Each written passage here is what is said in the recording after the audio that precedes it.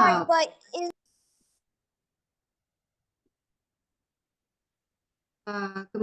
Good evening. The following announcement is for Mandarin interpretation.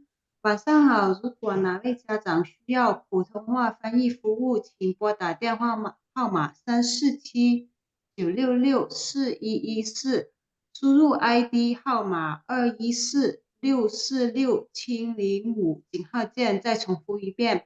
如果需要普通话翻译，请拨打会议电话号码347-966-4114，输入会议 ID 号码214-646-705，井号键。Thank you. The Mandarin interpreter finished the announcement. Thank you very much, and I'll ask our Spanish interpreter to make the announcement. Good evening, everyone. The following message will be in Spanish, offering interpretation services. Buenas noches a todos. Gracias por estar acá. Si desea servicios de interpretación en español, por favor, marque desde su teléfono al 347-966-4114 e ingrese el código de conferencia 460-166-999, símbolo numeral.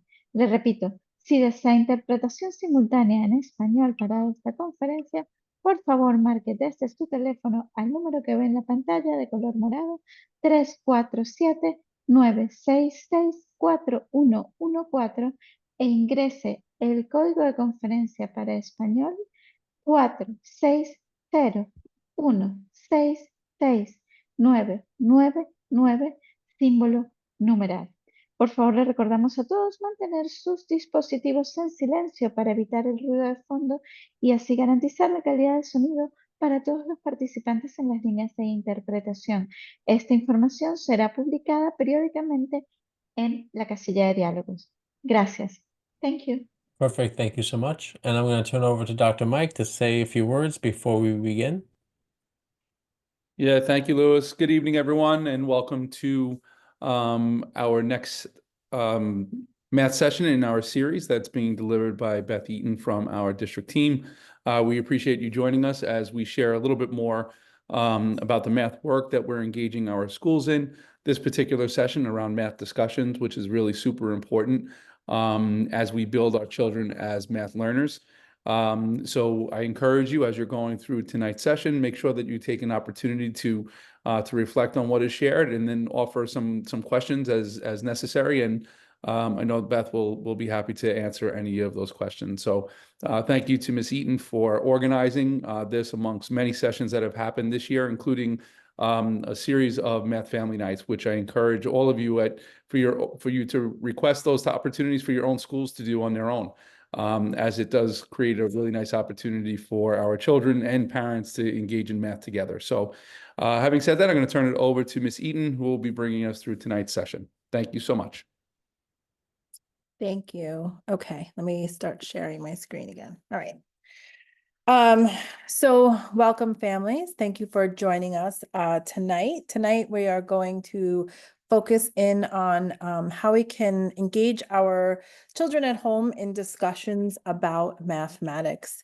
Our agenda for the evening is as follows. We'll spend a little bit of time talking about the importance of having those math discussions at home. Share some strategies for how you can engage your child in these types of discussions, and then share a little bit about some challenges that we know that come up in some ways that we can overcome our challenges. And then throughout our deck, I've just put in some of the different photos from our math nights through this past year. So we have Dr. Mike there with one of our kids, super excited to be at math night.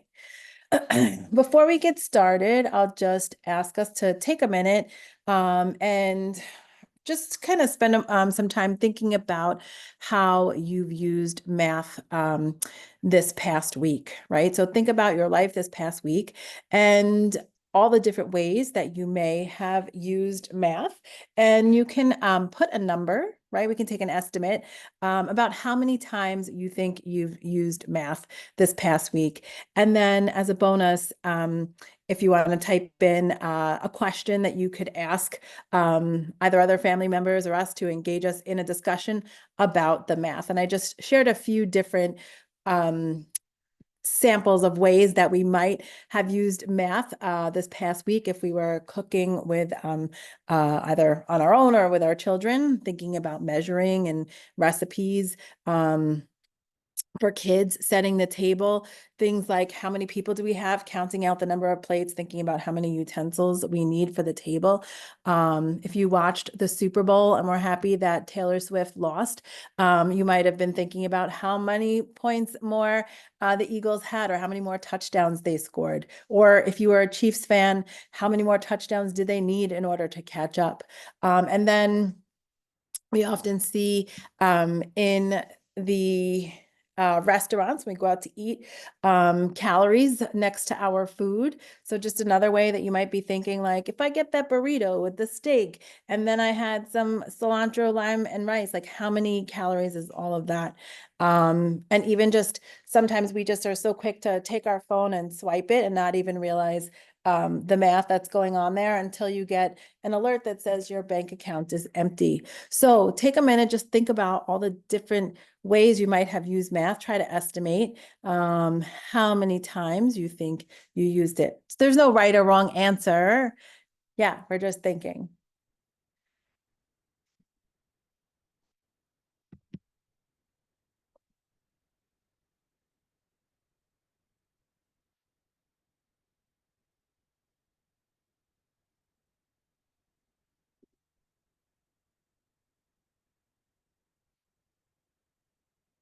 And if anyone else wants to come off mute and share some of the ways that you've used math this past week, we'd be more than happy to hear that if it wasn't one of the ones that we just mentioned.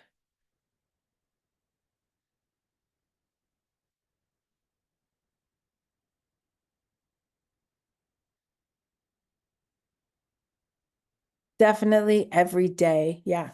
Is that our number that we're putting in there? Dr. Mike, can you read that number?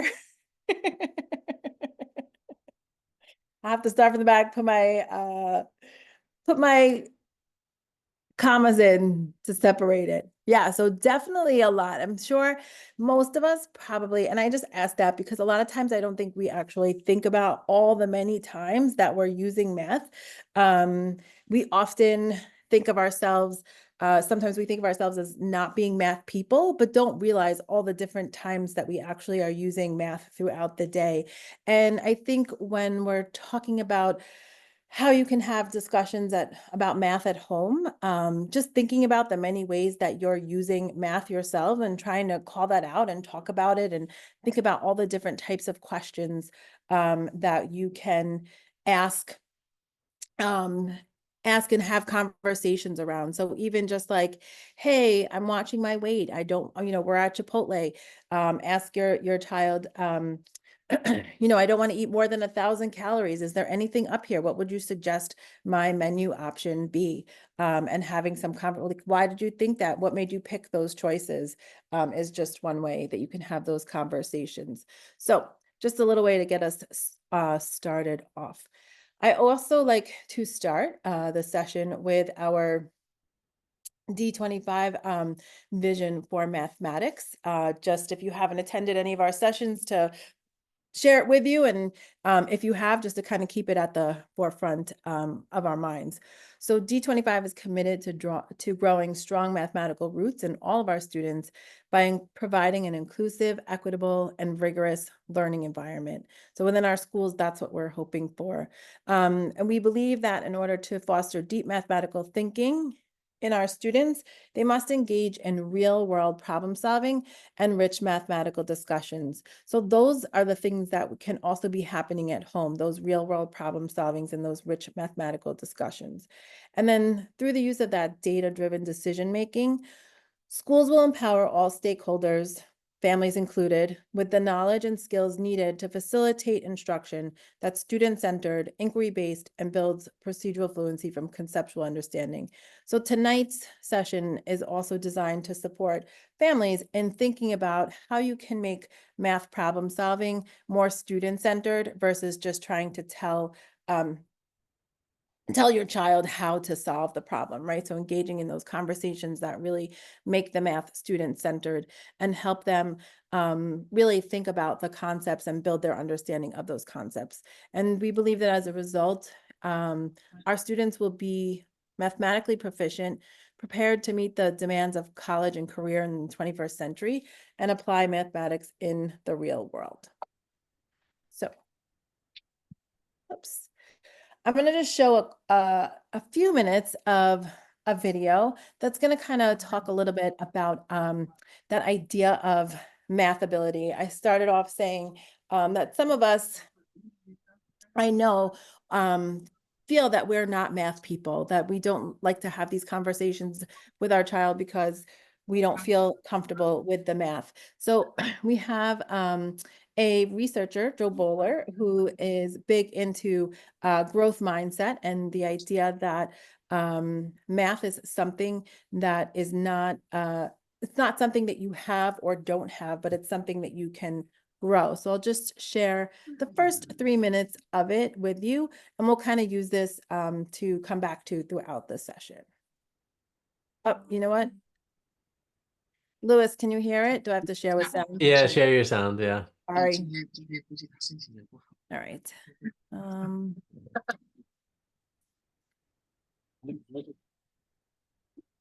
Okay.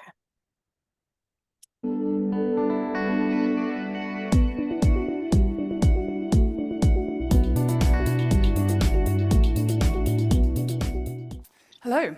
So I'm here to tell you that what you have believed about your own potential has changed what you have learned and continues to do that, continues to change your learning and your experiences.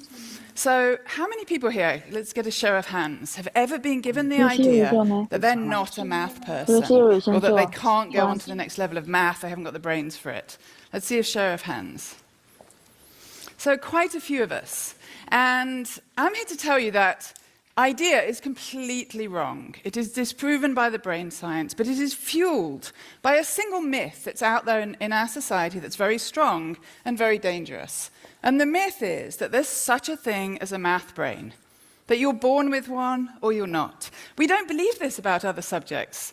We don't think we're born with a history brain or a physics brain. We think you have to learn those. But with math, students believe it, teachers believe it, parents believe it. And until we change that single myth, we will continue to have widespread underachievement in this country. Carol Dweck's research on mindset has shown us that if you believe in your unlimited potential, you will achieve at higher levels in maths and in life. And an incredible study on mistakes showed this very strongly. So Jason Moser and his colleagues actually found from MRI scans that your brain grows when you make a mistake in maths. Fantastic. When you make a mistake, synapses fire in the brain. And in fact, in their MRI scans, they found that when people made a mistake, synapses fired. When they got work correct, less synapses fired. So making mistakes is really good. And we want students to know this, but they found something else that was pretty incredible. This image shows you the voltage maps of people's brains, and what you can see here is that people with a growth mindset who believed that they had unlimited potential, they could learn anything, when they made a mistake, their brains grew more than the people who didn't believe that they could learn anything. So this shows us something that brain scientists have known for a long time, that our cognition and what we learn is linked to our beliefs and to our feelings. And this is important for all of us, not just kids in math classrooms. If you go into a difficult situation or a challenging situation and you think to yourself, I can do this, I'm going to do it, and you mess up or fail, your brain will grow and more and react differently than if you go into that situation thinking, I don't think I can do this. So it's really important that we change the messages kids get in classrooms. We know that anybody can grow their brain, and brains are so plastic, to learn any level of maths. We have to get this out to kids. They have to know that mistakes are really good. But maths classrooms have to change in a lot of ways. It's not just about changing messages for kids. We have to fundamentally change what happens in classrooms. And we want kids to have a growth mindset, to believe that they can grow and learn anything. But it's very difficult to have a growth mindset in maths if you're constantly given short, closed questions that you get right or wrong. Those questions themselves transmit fixed messages about math, that you can do it or you can't. So we have to open up maths questions so that there's space inside them for learning. And I want to give you an example now. We're actually going to ask you to think. Okay, and so I'm going to just stop it right there. And so my reason for sharing this video with you tonight is one, so that we all can understand that we're all math people and have the opportunity to learn math. And our brains are constantly growing. And so when we're working with our child at home, ensuring that we're supporting them in believing that they are a math person as well, and that they can do this. And so when we're having discussions about math at home, or these types of discussions we have will help support that that growth mindset in our students.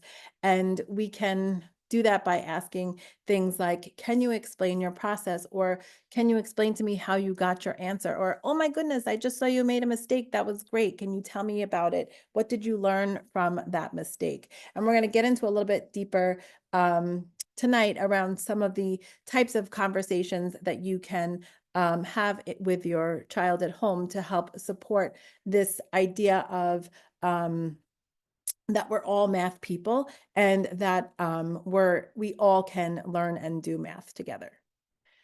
So I'll share with us just a little around the need for family support in mathematics learning. I know that Joe Bowler was talking a little bit about the classroom, but at home, what was happening in the home is also so important in our child's success in math learning. And there was just to kind of take it back to, I know that sometimes when we think about math at home, we often question things like, why is the math different from how I learned it? Or that's not how I learned it. And just to share a little bit about why the math is different. We know that the world has changed so much just from when you were in school, from when I was in school. And really the math looks different because the world looks different. The job market is different. The types of problems that come up that need to be solved are different. And so in order for our kids to succeed in tomorrow's world, they have to understand not only just the algebraic aspect of math, right? Those basic arithmetic skills, but they really have to be well versed in how to solve real world problems, how to explain their thinking to others, how to identify and analyze trends from data, and how to use modern technology. And so the math students are doing in elementary school, which then builds towards their math in middle school, should prepare them for those new basic skills that are necessary for the future, right? So the math looks different because advances in science and technology, information processing, communication, all of that stuff is different from what we had when we were in school. And so the math is kind of different to help push our kids to be more successful in achieving jobs in those types of markets.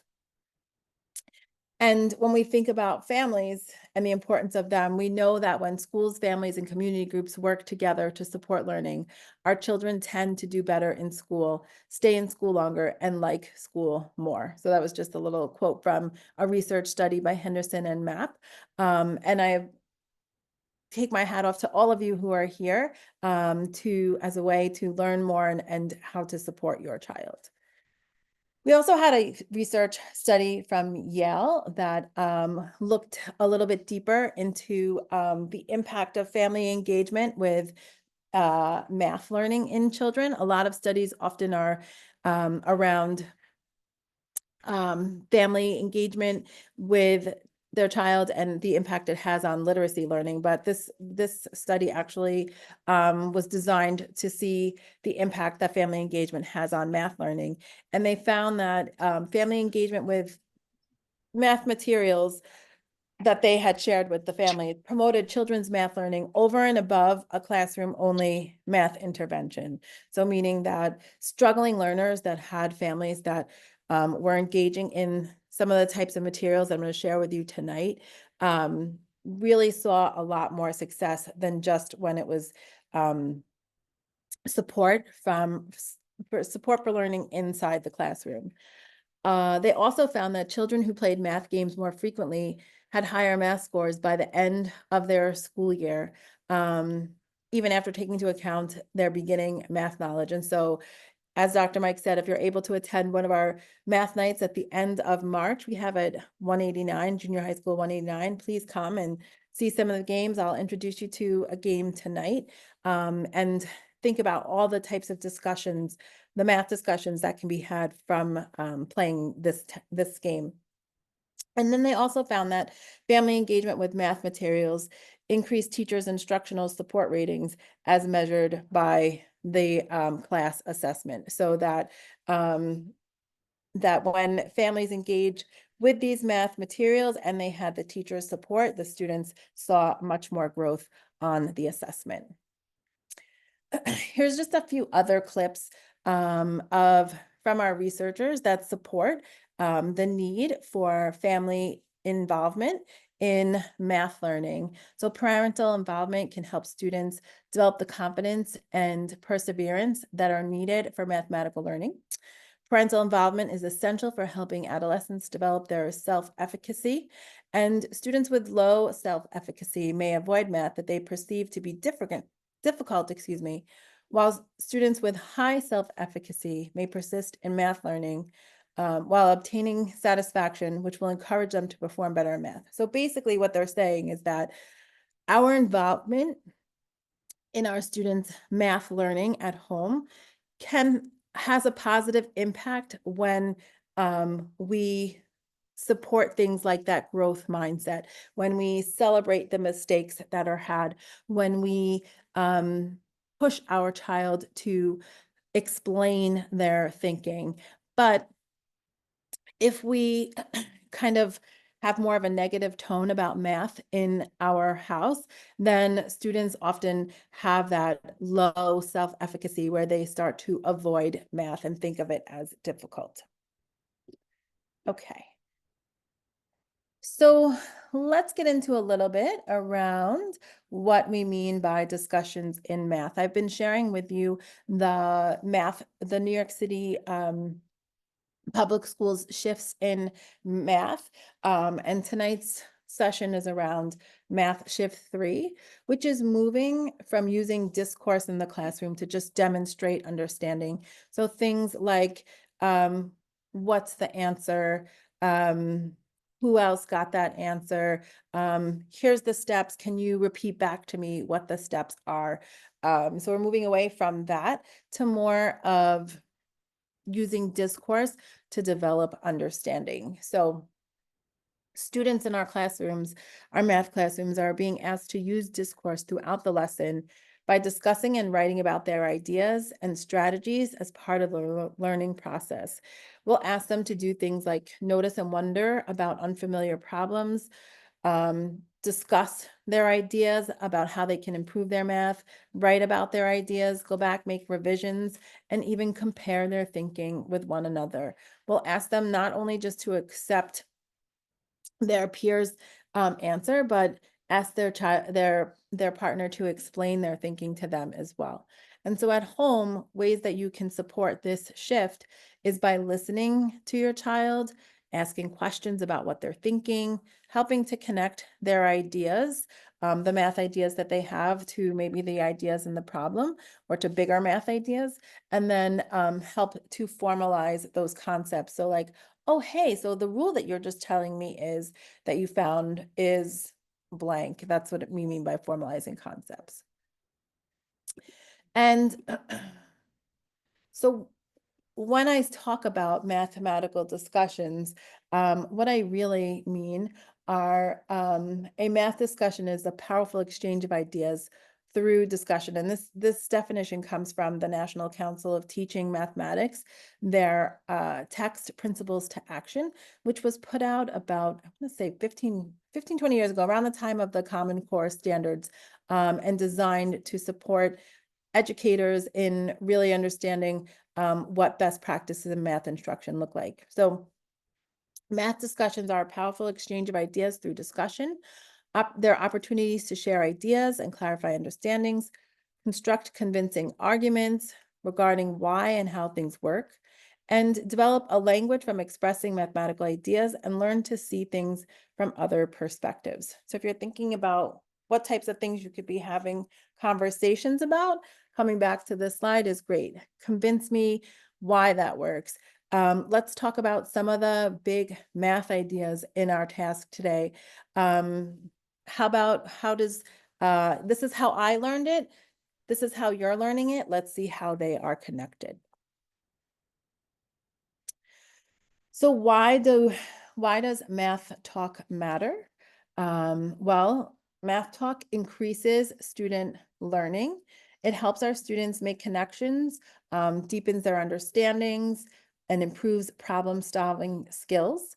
It is a way to motivate students. So students feel that they can talk through the math. They're often, and talk through the math with you, talk through the math with their peers.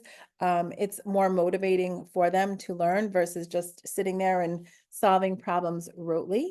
It's a way to support teachers and families in understanding and assessing student thinking. So when your child is working on, let's say, homework, asking them, can you explain to me what you're doing, gives you a better sense, as to what they're thinking, or how did you come up with that answer? Can you explain that to me?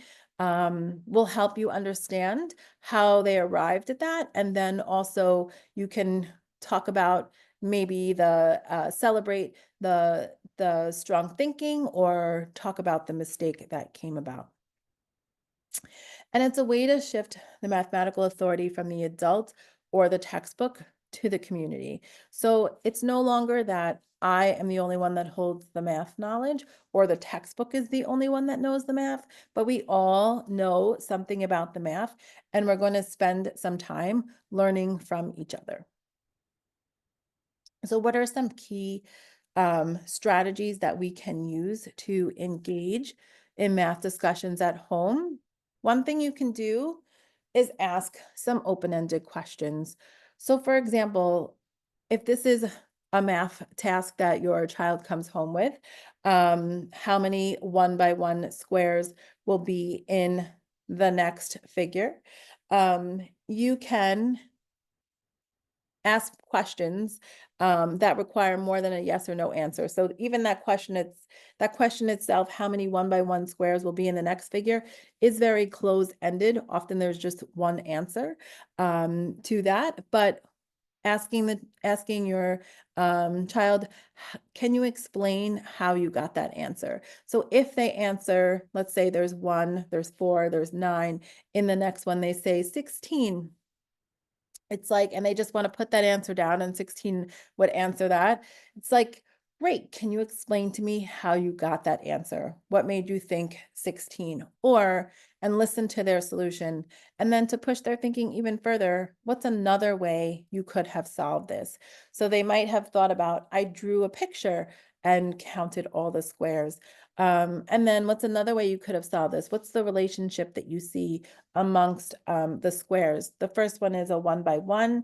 The second one has 2 squares by 2 squares, and you can multiply those to get 4. You can multiply the sides of the third square to get those 9 boxes that are inside. So those are the types of conversations that would make it, the types of questions, that would make just a simple question is how many 1x1 squares in the next figure into more of a discussion opportunity. You can also think about how you can encourage think alouds at home. Think alouds sound similar to those open-ended questions, but it's really asking more about like the answer itself. So if, for example, here's a question from a 7th grade exam.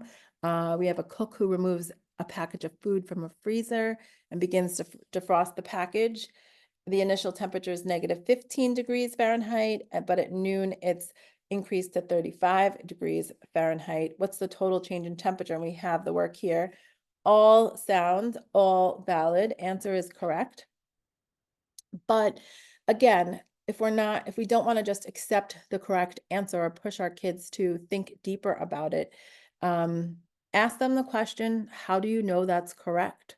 A lot of times that question will fluster kids. When you ask, how do you know that's correct? If they're not used to hearing you ask that, they automatically will think it's wrong. And so that's just something that the more we have these types of conversations, the more kids will just get more comfortable knowing that that's what's going to be asked. And so how do you know that answer is correct? Can you prove it to me? I noticed that you wrote a subtraction sentence to solve the problem. What happens if we tried to write it as an addition sentence? Or what happens if we use the final temperature as the sum? What would that look like? Does the answer change? And having questions about that. We also can talk about how we can normalize those mistakes and problem solving. So we see here the problem that was on the right. The question was, how many different ways can you make a whole pizza using these different toppings? And the toppings they were given were 1/3, mushroom could be 1/3, and onion could be 1/8. And so we notice here that the student wrote, if I have 2 parts mushroom, 1/3, 1/3, and I have 4 parts of onion, 1/8, 1/8, 1/8, then that would equal a whole pizza, which does not, because 2/3 plus the 4/8 is actually more than a whole, because 4/8 is a half. So again, going back to what Joel Bowler had said, making mistakes is just a natural part of learning math and can be a starting point for deeper conversations. When you see that your student at home makes a mistake, ask them again that question that we saw earlier. How can you prove that this combination makes a whole pizza? If you notice, the child here just wrote fractional amounts. But can you prove this to me with some kind of diagram? Can you show me on a number line? Can you use fraction bars? Let's pull out the virtual manipulative that I'm going to share with you at the end of the session. And can you show me with the virtual manipulatives if this makes a whole or not? And then once they've talked about it, it's like, oh, what can you learn from your mistake here? Some of the learnings might be, oh, well, I know if 4/8 is a half and 2/3 is more than a half. So that I would have to have another number that equals a half, right? So those are some ways that you can celebrate the mistakes that are made and help kids learn from some of the errors that they make at home. Oops, I forgot to, sorry. I forgot to, sorry. Just, I'm going to take that off there.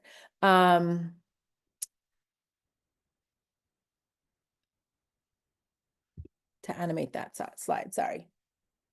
Another thing that you can do is talk about math vocabulary together. So as you're engaging in these conversations, these math conversations, try to model the type of math language that we want, or grade appropriate math language that we want kids to use.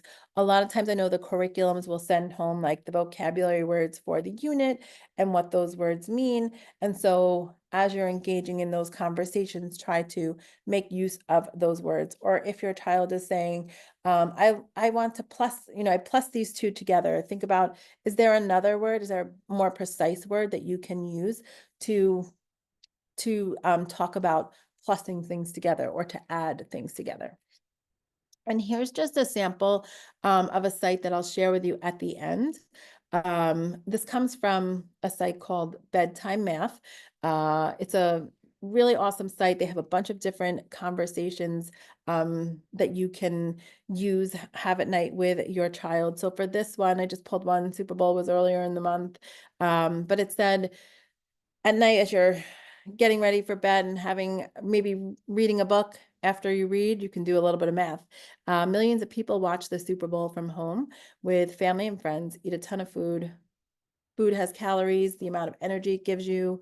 Grown-ups need 2,000 to 3,000 calories a day, but during the Super Bowl, people eat 6,600 calories. Ugh, that's probably why my pants didn't fit the next day. And then in total, Americans will eat more than 1 billion chicken wings, 11 million slices of pizza, 11 million potato chips, and 8 million pounds of tortilla chips. And the fans of the losing team will eat more than the winner's fans. So they always give you little tips about math in the real world, right? So we see how much is consumed on the Super Bowl. And then there's often, I'm just going to add this slide back in, sorry, questions that go along with the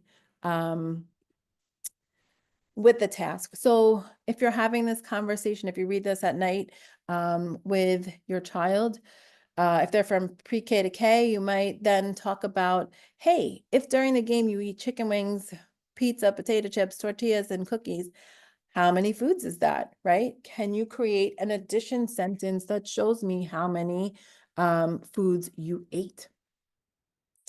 For grades 1 or 2, the question, and these come just from the site, I didn't make these up.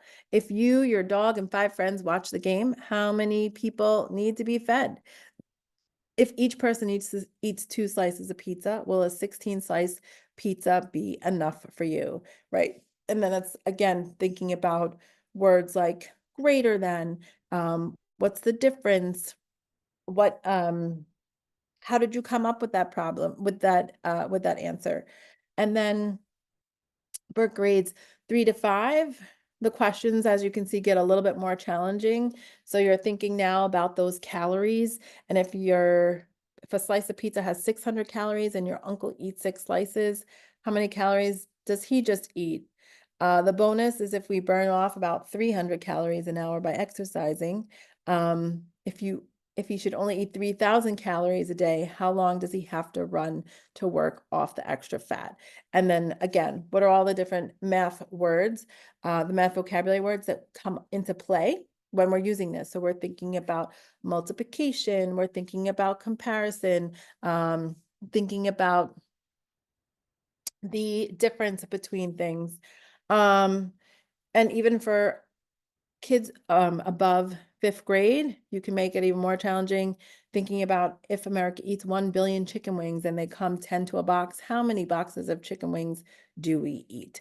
So this is a site. I shared the link at the end of the slides that you can use nightly just to kind of engage in some quick little discussions about how math lives in the real world. And they are grade appropriate. They have questions that are grade appropriate. Okay, so I'm going to ask you now to take a moment and let's kind of try out a little math discussion, right? So we have here a pattern. There's case 1, case 2, case 3, and in each case we can see there's a different number of squares. As the cases increase, so do the number of squares. And oftentimes in middle school, kids will be asked the math question like, how many squares are in case 100? And if you're thinking about that at the moment, that might be like, I don't know, I have to spend some time in thinking and figure that out, right? And there's also just one right or wrong answer there. If we're thinking about that growth mindset and really supporting kids and thinking deeply about the math, I'm going to challenge you instead to think more visually about this problem. So without any numbers or without any algebra. Don't want an answer to my question down there. I want you just to think about, where do you see, if we all agree that from case 1 to case 2, there's more squares in case 2, and then it increases again as we go to case 3. I want you to think about how you see the shapes growing. And so I'll give you just a minute to think about how you see the shape growing. Where do you see those extra squares? And then just if you want to either put it in the chat, which might be a little bit challenging, but if you want to come off mute and share with me how you see the shape growing from case 1 to case 2 to case 3, I'd love to hear your thinking on that.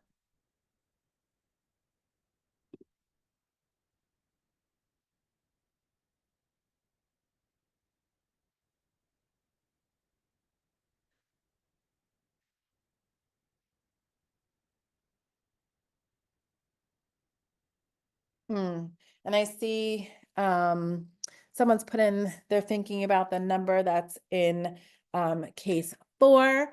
Someone is saying it's growing into a bigger pyramid. So it sounds as though they're looking at it as like a triangular shape.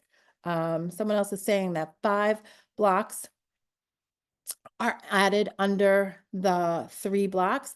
So if we look at case 2 here, there's 1 block on top, and then the second row has 3 blocks, and then there's 5 blocks, right? So that's added almost like another row. If we look at case 3, let's see, we have that 1, that 3, that 5, and then it should add another row that's 2 more, right? So here are some of the ways that you might be seeing the figure growing. So, oops, just gonna, okay. So we might see it, and I see who's trying to draw. Thank you. Some of us might have seen it as almost like that blue square being in the middle, and then each time a kind of like a raindrop is appearing, right? So 1 more is being added on to the top of each extra figure, right? So we had 3, and then we still have that 3 in the middle here, but then there's 1 more on top of each, and then you still see that same 3 in the middle there, then the 4, and then the 7 that we see. Some of us might have seen it more as, we just heard, and I heard somebody say this, as adding an additional row under the figure. So case 1, we saw that 1 and the 3 squares, that 1 row up top, 3 squares on the bottom, and then we added that additional row of 5 down below. And then in our case 3 figure, we see those that 1 more row, still that blue, the red, and then they added another row that's green. And then if we were to think case 4, what would that look like? We'd still have that blue, the red, the green, and then maybe another color that's 2 more than the row before. Another way we might have seen it is as looking at the center, right? So if we see the center has 2, and then on either side of the center, there's 1. So it's almost like they've kind of increased the center by 1 and then added 1 more on either side, right? So we see the center has 2 here, then in case 2, there's 3 in the center. Case 3 has 4 in the center, and each time you're adding 1 more on to those sides. And then another way is just even seeing it as the shape kind of separating. So we see this figure of the 1, the 2, and the 1 in case 1. You might have seen it as, let me move that 1 square and 2 square over to the left side and create a same figure on the right side, and then add a bar in the middle that's longer. So we see in the second figure that 1, the 2, and the 2 and the 1 with a taller bar in the middle. And then we add additional bar in the middle for case 3. So we have that 1, the 2, the 3, and then one more in the middle, and then we see the same thing on the opposite side, right? So lots of things. Imagine if you're in the classroom with kids and asking them to think about or to talk about all the different ways, or the different ways that they see the visual here. Lots more conversations that can happen versus just how many are in the 100th figure, right? So a lot of times, even in math class, they'll give them the table, and here's the math that would be behind how we would figure out that 100th block, and the equation is down below here. But many times I could ask you, I could ask the kids, we'll notice that this is a quadratic formula, and ask then, sorry, ask then, where did that square come from? Why is it n plus 1 squared? There is a mathematical reasoning behind why, if we wanted to find however many blocks were in any case number, we would do n plus 1 squared. And if we were to look at the figure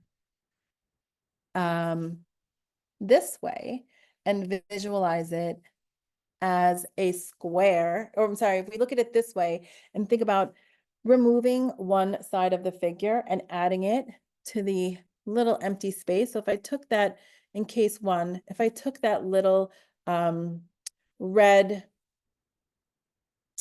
square from the left and moved it over on top of the right, I would make a square. If I moved the yellow and the yellow to the left of the blue and moved it on top, it would make a square like this.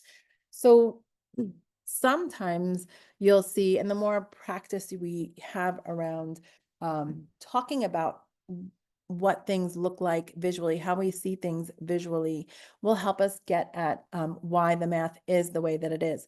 So here's the reason behind why we have that square, right? Why it's n plus 1 squared. We can see that in the case 1, we have 1. If we took case 1 and then added 1 more, the n plus the 1, you'd get 2. And then, so it's a 2 by 2 figure. You'd have the 2 and then you'd square it. In the case 3, we can see that we're adding that additional row, that 3, that's why we're adding the 1, and then squaring it to find the area of that shape. And so through our conversations, we have the ability to hear about the many different ways people visualize patterns. And in this perspective, we can see how the function grows as a square. If we continue to engage in those mathematical conversations and think about the math visually, we'll then begin to look at problems from many different perspectives. I'm sure if I were to give you another pattern problem now and ask you to think about it visually, you'd be thinking about, can I manipulate the shape into other ways to make a square?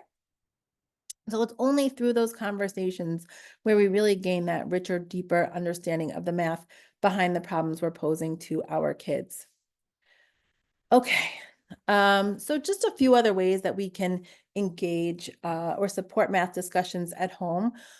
One way is just to use a routine, such as the 3 reads. I've mentioned it before, but just wanted to go through it quickly with you. The 3 reads, when kids are have word problems at home that they're working on and are stuck, asking kids, hey, let's take a moment and use the 3 reads, right? I want you to read the first time and tell me, what's the story about? Who are the characters? What are the characters doing? What's happening here?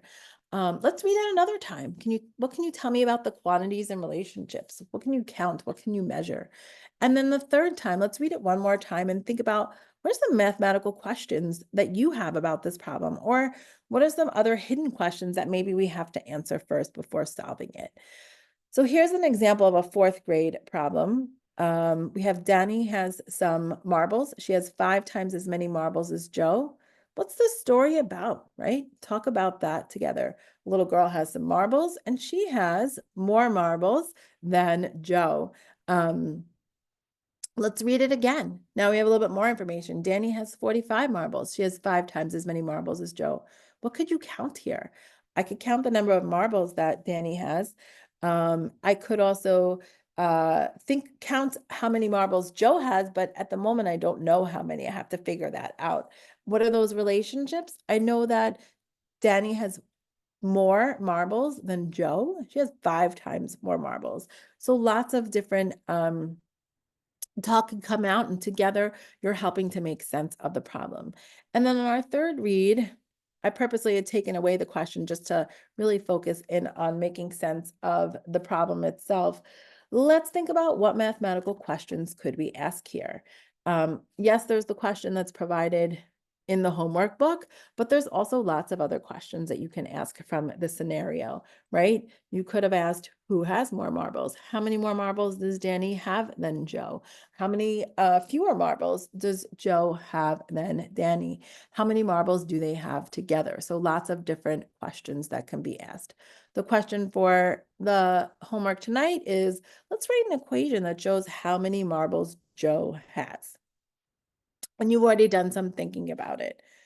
Another way we can have rich discussions at home is through the use of math games. And I'm just going to share with you a quick game that you can play at home that's lots of fun. I've played it. I always love to watch the families playing it at math night. They're always having such a good time over there. And this one is called Pig. And how do we play? It's usually 2 players, but you can also have more if you'd like. You just might change around how you what number you want to have as your final score. So you choose a player to go first. The player throws a die and scores as many points as the total shown on the die, providing the die doesn't roll a 1. So as long as you get any number other than a 1, you would get that many points. If you roll a 2, 3, 4, 5, or 6, you add that many points to your score for the turn. So you can keep rolling as many times as you want, and think about adding all those points together, unless you roll a 1, which in that case you would lose all your points. You can roll as many times as you want. So let's say on the next round, on the next slide, I'll show you an example, but you might want to roll 3 times and get a 2, a 3, a 4, and then be like, I'm good. You can take those points and add them to your bank so that you won't lose them going forward. If you were to roll again and get a 1, you would lose all your points and your turn is over until the next player is done with their turn. So here's what the game board looks like. It's literally, you could just take a piece of paper, cut it in half, and leave space for what your rolls are, and then space for your blank. And here's an example of what my roll might be. My first roll, I might get a 3, and I record that there. My second roll, I get a 5, and my third roll, I have a 3, and I say, you know what, I'm good. I'm gonna just stop and bank my points.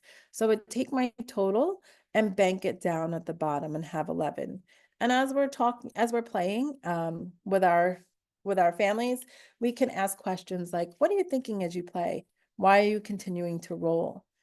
Why did you decide to bank your points and not roll again? I'm somebody who is safe and likes to not press my luck too much. So I feel like 11 is a good start for me. I'm trying to get to 50, and 11 is I'm already a little bit more than 1/5 of the way there. Now it's your turn, right? So your turn, you then have the chance to roll. If you notice, I still have my 11. This is mine on the left side is my 11 points. You roll and get a 6. You roll again and get a 6, and you're going to keep going, you get a 5, and then it's like, do you want to keep going or do you want to stop? You're somebody who likes to gamble, so you keep going and you get a 1, which means that you don't get any points in your bank this round. And you would keep playing this way until one person reaches 50. So if this is your role, you might turn to your child and say, hey, what might I do differently the next time? Maybe they'll say something like, or if this is their role, what might you do differently the next time? What's the greatest number of points you could earn if we rolled 4 times? So I rolled 4 times. If I didn't get a 1, what would be the greatest number of points? And look at my rolls. Can I still win? How? So lots of different questions that could be asked and talked about as you play. Here's just a list of different discussion questions that you can ask about math homework. I know that a lot of times homework can be a challenge when we're doing our homework with our child. They can get frustrated, we can get frustrated. Instead, try asking some of these questions. Like, tell me where you're stuck. Tell me what you've done so far. What words or directions don't you understand? And then talk through those. Are there similar problems we can look at?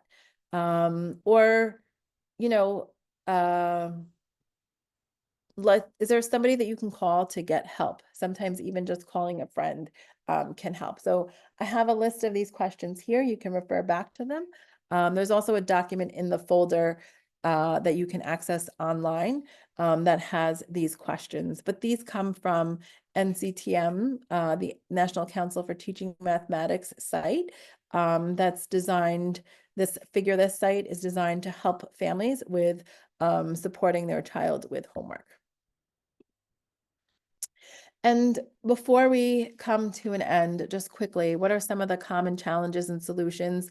It's very, I know I'm talking about all these great ways that we can talk about math at home, but I do know that it still can sometimes be a challenge. And so what's the reason for these challenges? Oftentimes it's that our kids are struggling with the math concepts. And so if they don't feel comfortable with those math concepts, talking about it can be a challenge. Using manipulatives, asking them to draw things out, using things like the 3 reads should help support that just a little bit. Other challenges that we don't give enough thought time. We ask a question and want somebody to answer right away. And kids often need more time to, especially when we're asking them to explain their thinking, to put their thoughts together before they share them. Other challenges are that lack of math vocabulary, right? So I don't know what the right words are. Through our conversations together, we can kind of help build that. Sometimes we unfortunately emphasize the answer over the process. So like, let's just get the answer to this. And then oftentimes kids feel the same thing that some of us might feel, is that I'm just not a math person, and so I don't want to talk about math. And the only way really to overcome that is to make math visible to our children and help them see how math is all around us, and have those conversations.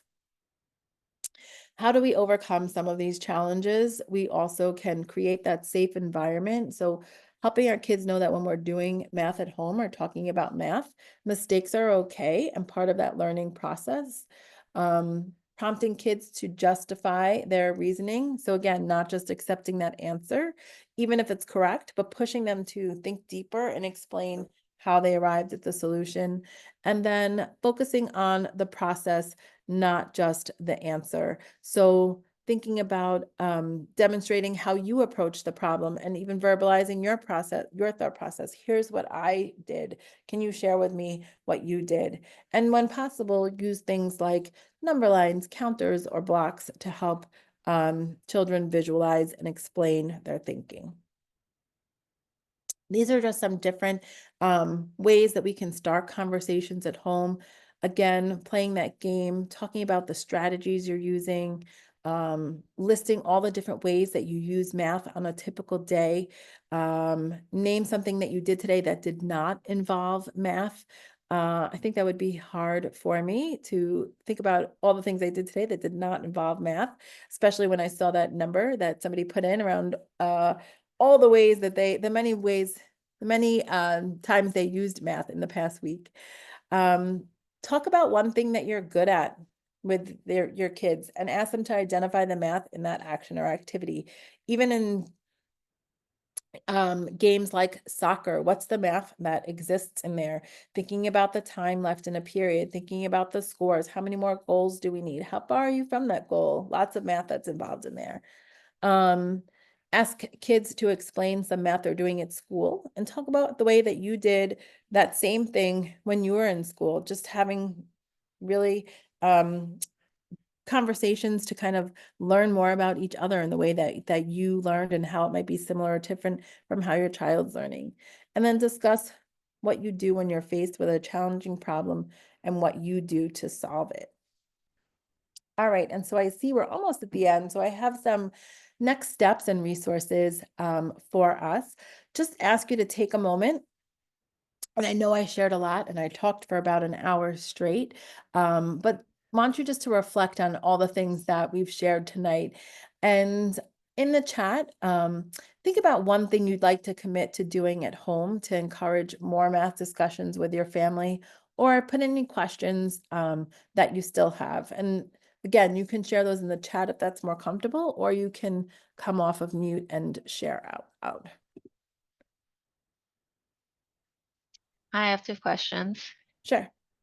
So this I noticed is a series, and I looked at the other topics, and so the first one, like the shift about the shifts in math, like is there a way I didn't attend, but is there a way I can see the content from that? I think we have the video for the first session posted online, and then the slide decks are also available online. We forgot to hit record for the second session, but the slide deck should be available there as well. Is that correct, Louis? That's correct. Yes. If you go to the webpage where you registered for this event, you'll see on Yeah. top there's like a YouTube button. You Okay. can go to we have a playlist of all parent workshops, and if you go back a few, you'll find the first math one. Okay. I can make the slide deck available for the second one in there as well. Okay. All right. So I'll take a look Yep. then. And if you have any questions, just email us, and I'll get it to you. Okay. And so, Yeah. okay. So your email would be You can email Lotito. You can email event@d25.nyc. Oh, got it. Okay. Yeah, Basically, Louis, if just you put it in email- Okay. just put it in the chat so that Yeah, I will. it's I'll put in the easier. chat. Yeah. Yep. And you got it. my Okay. email is also on the last slide. Last slide too. Yeah. Oh, got it. Of this. Okay. Yeah, because I had an interest in, you had a slide about inside the third shift or shift 3 in math, and I think it was I think what would be a really useful shift in sort of like encouraging discussion and so on. And I think I was wondering, what does it mean, a shift? So it really just means like moving from that more traditional way that maybe you might have, like, I know I learned math was a little bit more traditional, where the teacher often told me how to solve the problems. So Right. moving away from that traditional way of really where the teacher was the keeper of all the knowledge in math to a Right. way that really supports more of kids learning more Okay. Yeah, I think maybe I conceptually. should clarify what I mean. Like, I mean, Yeah. it's like how is it implemented? Like, is it a change to the curriculum? What is the timeline for it? I think that's what I was. So I think in District 25, we've already done a lot of this learning, and that these shifts are more evident in many of our classrooms. Oh, okay. Because of a lot of the learning that we've done. We are looking at new curriculum for middle schools for next year, and elementary schools the year after that also really align with the shifts themselves. Yeah. So Oh, for eventually next.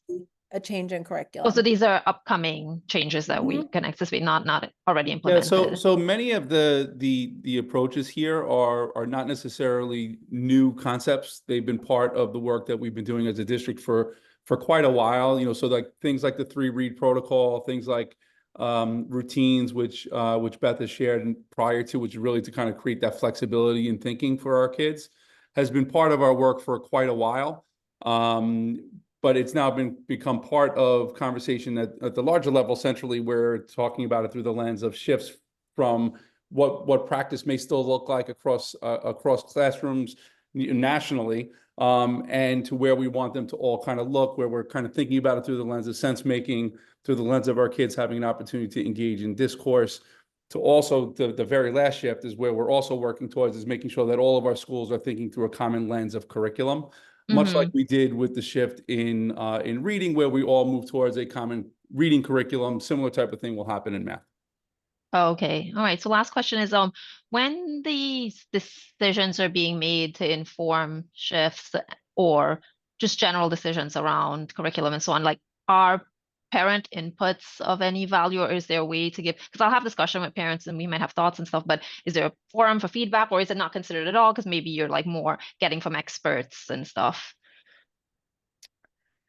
So we have been doing a lot of work this past year around looking at the curriculums that are options. The city has provided us with 3 curriculums that they've already kind of vetted as options for the districts to choose from.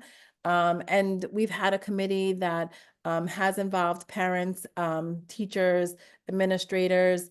We've had some schools that have been piloting the programs, and so our kids have been using them. I've been getting feedback from kids, from the teachers that are using them. We've been doing walkthroughs. Some of our families actually joined us on the walkthroughs. So we've been doing that work this whole year, and the hope is that in the next month we'll have made a decision then around what curriculum we'll be using. Okay, so you have a process that incorporates parent feedback along the way. Okay, all right, I understand. Yeah. All right, thank you. You're welcome. Any other questions or Oh, reflection? actually, one more. Is there a way to give feedback or thoughts on this session? You can, you know what, I'm sorry, I didn't have a feedback form, but you can definitely email me and share any feedback that you'd like to. I love feedback, and Okay. take it, and hopefully we'll make changes to improve it for next time. So yeah. Thanks. Yeah, and that site that Lewis included in there, the event at D25, you can certainly share it there as well. Okay. Any other questions?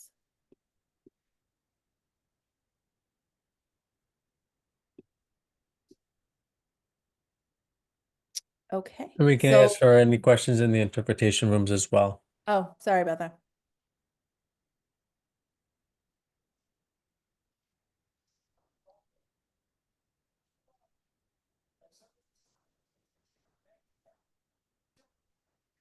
All right, you can continue.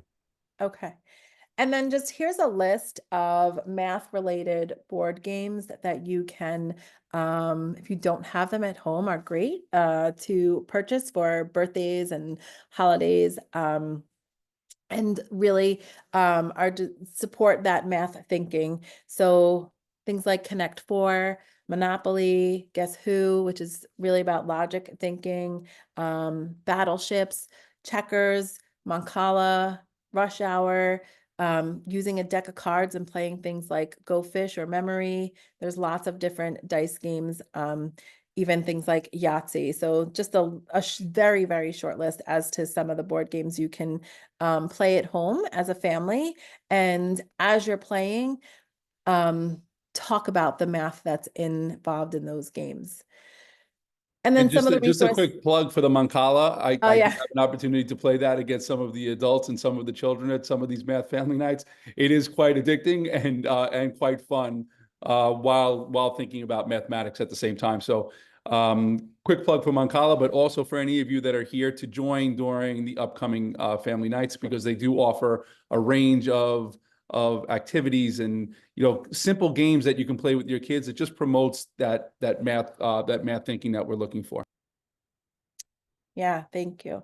And so here's a few sites that you can also visit. You can click on the links in the slide deck. I also have a document that I'll put in the chat that you can access those links for these different sites. So that bedtime math, they have different scenarios you can talk about every night with your kid, and they range from early grades all the way up to middle school.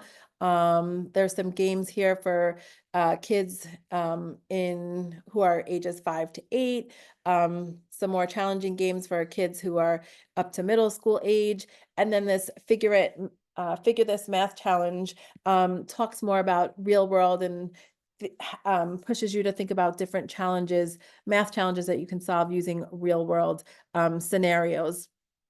And then my other site a lot of times people ask me for a good site to use for manipulatives. This Polypad Virtual Manipulatives is great to use at home. And so I think that we are almost at the end. I know somebody just put in the chat, when is the next family math night? And Lou, do that Beth, one if you here. can refresh the slide, if you just push escape and go back in. Sure. Oh, you've really updated it. So our next family math night is Thursday, March 27th from 5:45 to 7:45 at Junior High School 189. It's at the middle school this time, but it is for all ages, 3K up to grade 8. So come join us for pizza, snacks, there's math games, we give away prizes, we have free math manipulatives that we give away. You can use the QR link here Yeah. to register. Tickets Here are on just sale some of- now. Yeah. Yeah. And they're Here's some of the- free. And they're free. Tickets are available now, right? Tickets are available now. So sign up. It's always a fun night. Our last event in January at 129, we had about 240 participants attend. Lots of fun. Here are just some of the pictures from those nights that we've had. And our next and last session for the year will be on Shift 5, which is going to be around implementing a shared curriculum. So by May, we'll have made decisions around the curriculum that we'll be moving towards. And we'll spend some time really understanding that curriculum, thinking about the different components that are within it and how it aligns to our work together this year and the different supports that it has for families. So you can click the link there and register for that. And other than that, thank you for joining us tonight. Here's my email. So if you'd like to send an email, if you have any questions, want to follow up with anything, please feel free to email me any feedback, or if you want to just talk about math, send me an email about that one too. So I'll stop sharing. And then I'm just going to put a link in the chat to that document that I made that has a list of the different questions you can ask at home, some of the math games that you can play, and links to those websites. And other than that, thank you everyone for joining us. Enjoyed talking about math for the night. Thank you. Good night. Thank you. Good night. Thanks so Thanks, much, Beth. everybody. Great Parents, work, thanks so Beth. much for being here. I'm hoping that you found it helpful. Yeah, you can definitely get 3 tickets. It's not a problem. Thank you. Good night. Have You're a good just gonna night. you're gonna fill out the form. Oh.